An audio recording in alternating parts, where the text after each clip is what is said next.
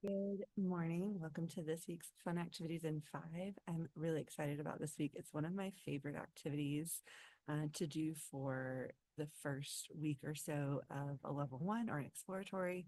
It's an activity that we do when we talk about cultural elements. It's an activity that I can do for subplans.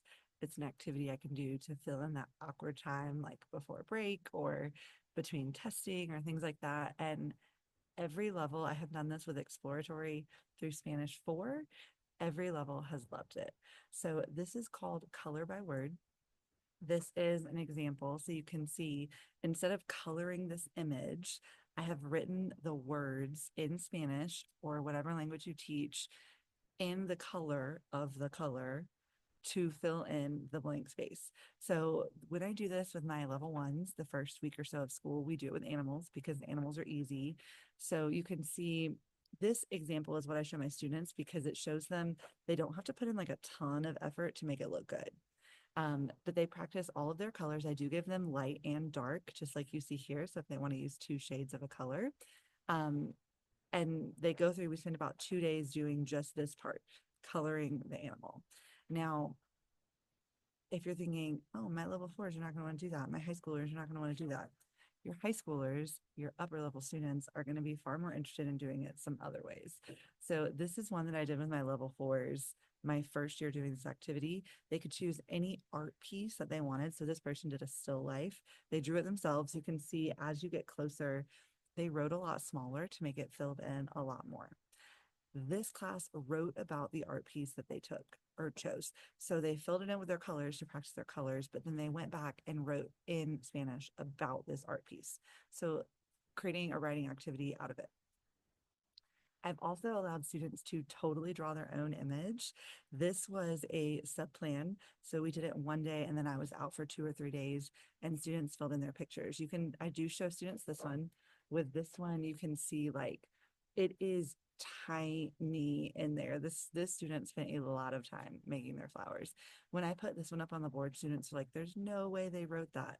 Yes, they did. I'm going to show you a couple of variations. So again, not super small writing, but they did a great job to make it look filled in. I have done this with flags of Spanish speaking countries. So you can get a little cultural practice in there, make the coloring more purposeful instead of just practicing the colors. Now they're getting to see what flags of Spanish speaking countries look like.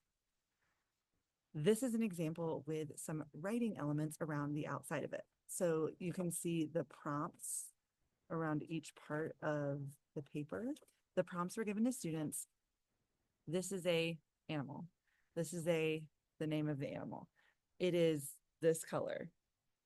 It is in this case, I had them pick boy or girl. It is named whatever you want to name it. It lives in the ocean. So students were able to practice those questions that we've been doing all week with animals, but write them out on their piece. The other way I've had students write them is write them on a note card so that students can see the image and see the writing, but they're not taking over each other.